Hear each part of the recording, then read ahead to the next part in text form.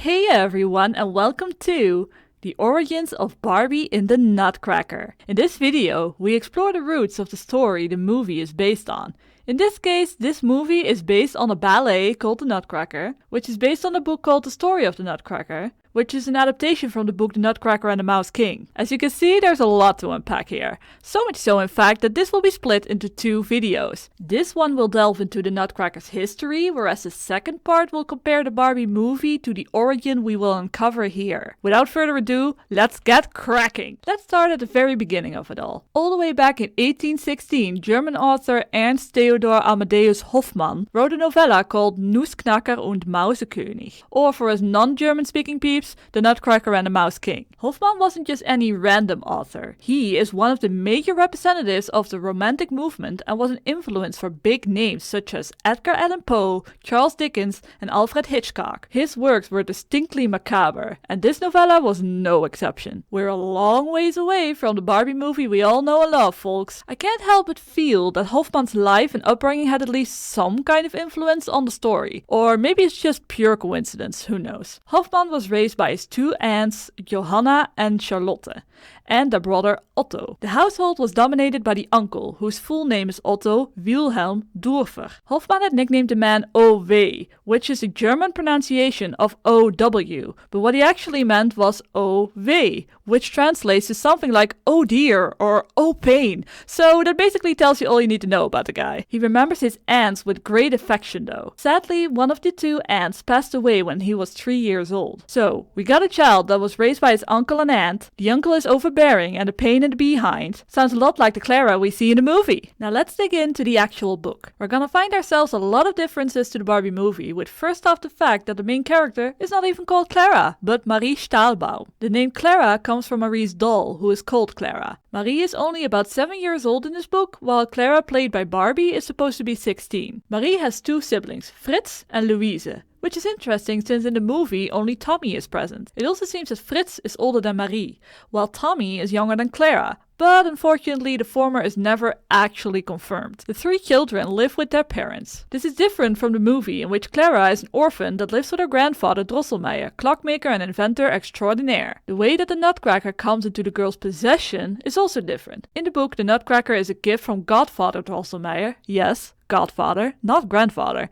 to all three children. The Nutcracker breaking is a plot point in all versions, but in the book, Fritz tries to crack a nut that's too big and so its jaw breaks, while in the movie, Tommy and Clara have a fight in which the Nutcracker's arm breaks. What's the same is that the girl fixes her Nutcracker with a ribbon, after which she tells him that Drosselmeyer will fix him. This seems to spark something in the Nutcracker's eyes, but Marie writes it off as her mind playing tricks on her. When the clock strikes 12, Marie witnesses that the owl on top of the grandfather's clock turns into Drosselmeyer. In the movie, the owl remains an owl, but it comes alive. I actually don't know which of these I prefer. They're both equally strange in their own way. The battle that ensues goes about the same in the book and the movie, though a major difference is that the Mouse King in the book is a seven-headed creature. Let that one sink in for a while.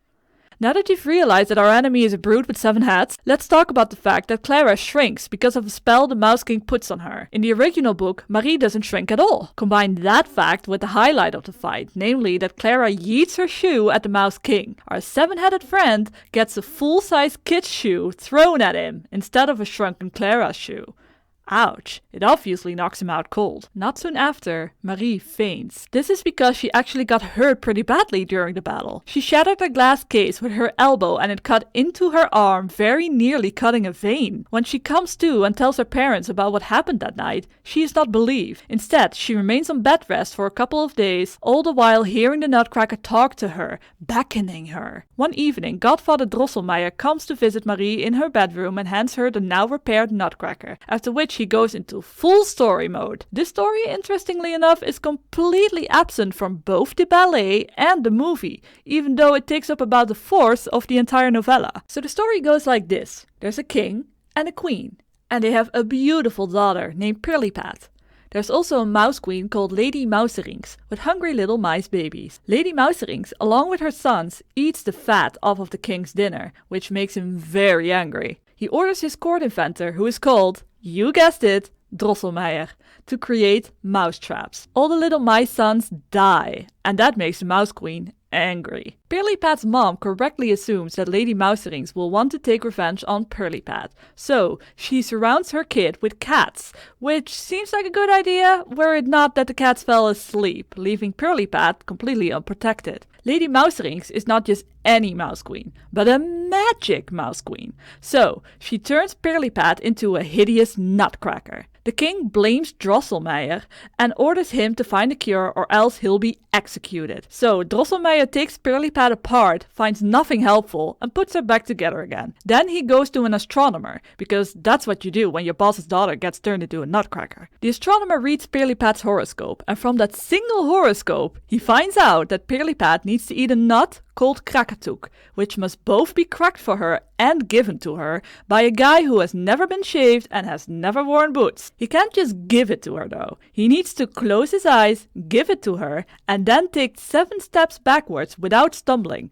That's some powerful horoscope reading, y'all. The king decrees that Drosselmeyer is not allowed to return until he's found both the crackin and the guy. So Drosselmeyer and the almighty astronomer travel the world for years and years and find exactly squat. They return home all dejected like, only to find out that Drosselmeyer's brother had the nut all along. Good research, Drosselmeyer. The astronomer also discovers that the brother's son, aka Drosselmeyer's cousin, is the guy they've been looking for. But they decide to keep that to themselves, as prophecy dictates that many men must go before him. The king goes full Cinderella style, promising his daughter's hand in marriage to whoever manages to crack the nut. Countless men fail, until the cousin indeed cracks the nut like it's no biggie. With his eyes closed, he hands over the cracked nut to Pirlipat. She swallows it and becomes beautiful once more. He takes his 7 steps backward, but on his 7th step, he steps on Lady Mouserings, which causes him to stumble, and thus he turns into a nutcracker himself. That's some punishment. Allow me to read you a little excerpt of what happens next. The watchmaker and astronomer were benumbed with terror and affright, while Lady Mouserings rolled bleeding and kicking upon the floor. Her malice did not go unpunished, for young Drosselmeyer had trodden upon her neck so heavily with the sharp heel of his shoe. Wait, shoe? He was supposed to be like never wear boots, right? Anyway, let's continue. He had trodden upon her back so heavily with the sharp heel of his shoe that she could not survive. When Lady Mouserings lay in her last agonies, she squeaked and whimpered in a piteous tone, "Oh, crackin, heart nut, hi, of thee I now must die. Kiki, sun with 7 crowns will bite a nutcracker at night. Hi, Kiki, and to revenge his mother's death, short breath must I, hi, die. So young, Kiki's, oh, agony, quick!" With this cry, Lady Mouserings died and the royal oven heater carried out her body. The sun with 7 crowns she mentions here is actually a fusion of her 7 dead sons. Which,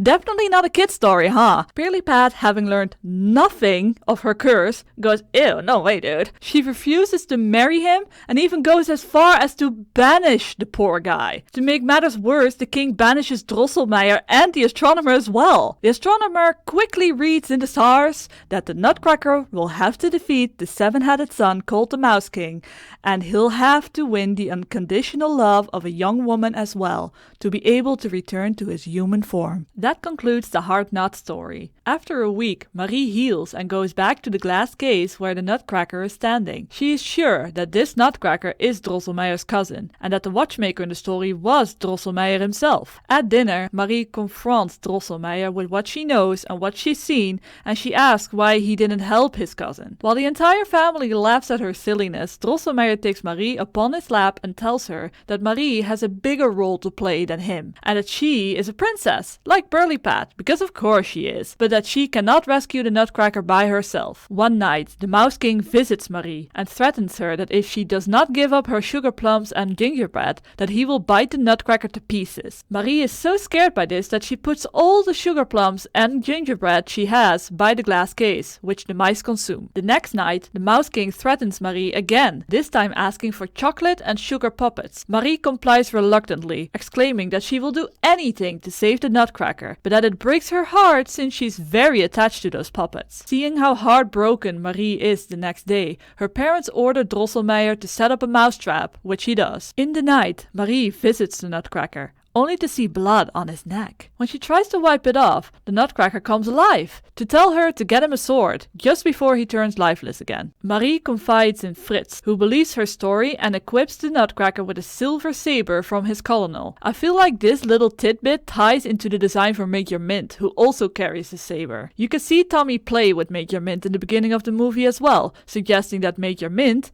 is Fritz's colonel. The next night, the Nutcracker knocks on Marie's door. She opens the door and sees that the saber is bloodied. The Nutcracker explains that he killed the Mouse King, and he hands her the 7 crowns as a token of his victory and his devotion to her protection. He then whisks her away to the Doll Kingdom via a magic wardrobe. Nope, this is not a joke. The Doll Kingdom seems to resemble the astonishing scenery that you see in the Barbie movie, down to the fact that Marie is offered a chair to sit upon, just like Clara in the movie. Also, the book mentions a little town in which the houses were clear and transparent, which I cannot help but wonder if that was inspiration for the invisible wall in the prison from the Barbie movie. Might be a stretch, but still. Marie and the Nutcracker cross a lake, just like in the movie, but their carriage is drawn by 2 golden dolphins instead. I guess a glittery horse is the Barbified version of 2 golden dolphins? The horse's name, Marzipan, ties into the lore perfectly though, since literally everything is candy, candy, candy. An interesting fact as well is that Marie sees a face in the lake, which she thinks is Pirlipat, but the Nutcracker instead explains to her in a, might I say, very flirtatious way,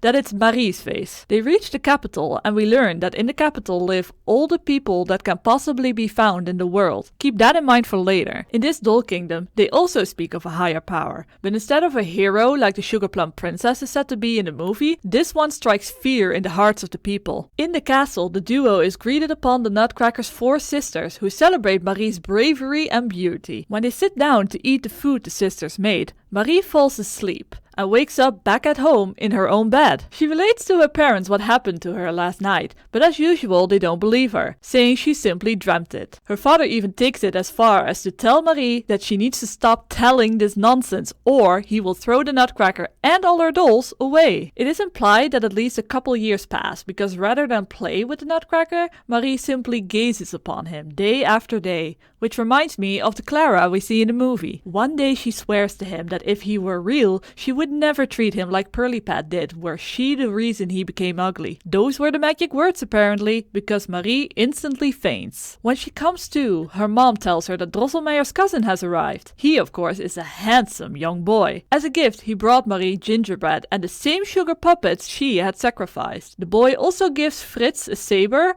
all to solidify that this boy used to be our Nutcracker. He even cracks nuts for the whole family in a way incredibly reminiscent to the mechanics the Nutcracker possessed. When the two are finally alone, he divulges that, ta-da, he was indeed the Nutcracker. Woo, surprise! Only to then, let me read this last part for you. Oh, excellent Miss Stahlbaum, make me happy with your dear hand. Share with me crown and kingdom. Rule with me in Marchpane Castle, for there I am king. Marie raised the youth and said softly, Dear Master Drosselmeyer. This is how Marie calls the Nutcracker in the book. You are a kind, good-natured young man, and since you rule in such a charming land among such pretty, merry people, I will be your bride. With this, Marie immediately became Drosselmeyer's betrothed bride. After a year and a day he came, as I have heard, and carried her away in a golden chariot drawn by silver horses. They danced at the wedding 22,000 of the most splendid figures, adorned with pearls and diamonds, and Marie, it is said,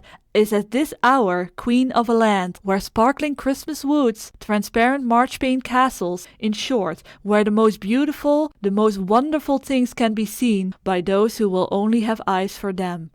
The end. So, 2 underage children get married and become king and queen of a magical land! Hooray! You're still with me?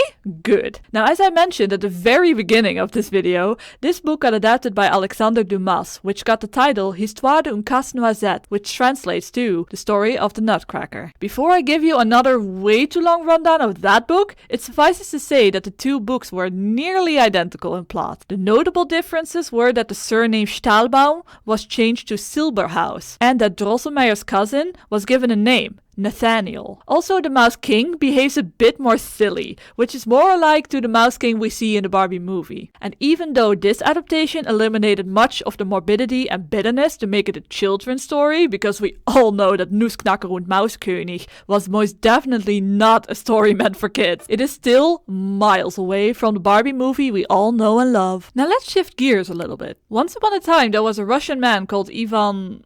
oh dear... Vsevolozhsky. He was the director of Moscow's Imperial Theaters, and he was the one that commissioned a choreographer named Marius Petipa to create a ballet for the Nutcracker. Marius Petipa used Alexander Dumas's adaptation as basis for the story. The plot got greatly simplified though, and the entire story of the Hard Nut disappeared altogether. The end result that premiered around Christmas time 1892 lasted about 85 minutes, which is much shorter than for instance the Ballet of Sleeping Beauty, which was also a collab between Ivan and Marius 2 years prior. The director also commissioned a composer called Pyotr Ilyich Tchaikovsky to create a score for the ballet. Tchaikovsky did not particularly like what Petipa had done with the story, but accepted the commission anyway. Then Petipa gave Tchaikovsky extremely detailed instructions for the composition of each number, down to the exact tempo and number of bars, which I can only assume did not spark much joy in the composer either. He did mention that the job started to grow on him the more he worked on it, but in the end, when everything was done, he basically wanted to burn the entire score and ballet with fire. That's how much he hated it all. The funniest part of all this is that the ballet itself was basically a flop, but Tchaikovsky's score became one of his most famous compositions. Something that may have played a part in all this is that Petipa grew ill midway through the process, so he handed the work off to his assistant. He did give the guy super strict instructions, but still. I do want to point out, just for funsies, that Tchaikovsky, while in the middle of composing, placed a bet with a friend who said that Tchaikovsky was incapable of writing a melody based on a 1-octave scale in sequence. This bet resulted in the Adagio from the Grand Pas de Deux,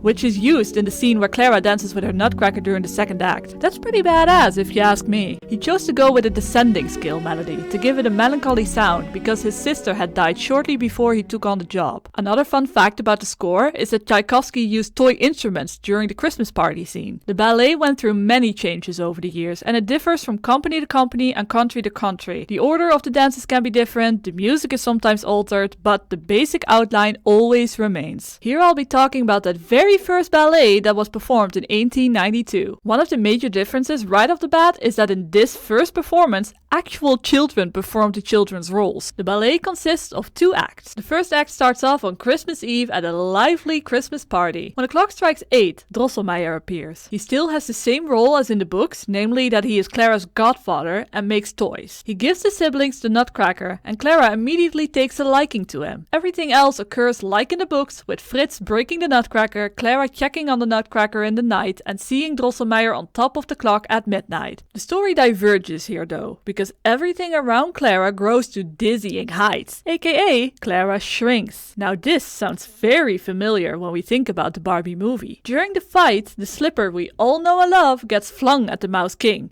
And because of this, the Nutcracker is able to stab the Mouse King to death. Apparently this is enough for the Nutcracker to change him back into a handsome human prince. He leads Clara into a forest where snowflakes dance around them. With this incredibly famous waltz of the snowflakes, the first act ends. In the second act, Clara and the prince arrive in the land of sweets, which is ruled by a character called the Sugar Plum Fairy. This is very interesting since there is absolutely no mention whatsoever of any Sugar Plum Fairy in the original books. This role is always performed by the prima ballerina of the ballet company. Tchaikovsky used a special new instrument, the celesta, to signify this new character because of its heavenly sweet sound. During the era that the ballet was developed, sugar plum referred to everything sweet and delectable and lovely in general. So the Sugar Plum Fairy possibly came to exist to give the descriptions of the doll kingdom in the books life, literally. Although she actually has very little stage time, she's incredibly popular due to being a symbol of seasonal splendor and hope,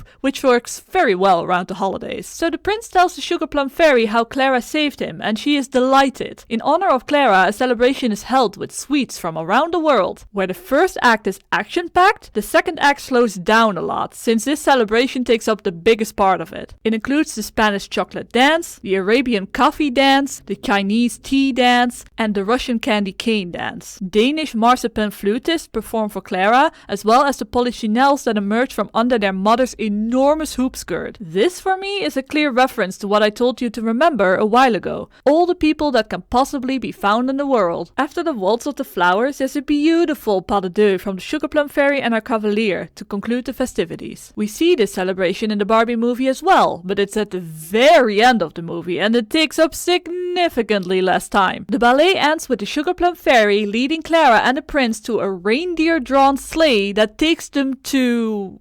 where? Who knows? The entire ending of Clara materializing back home does not take place. And with that, we now know the origins of the Nutcracker story. In the next video, we'll be taking what we learned here and apply it to the beloved 2001 movie Barbie in the Nutcracker. Remember that movie was the reason for this video?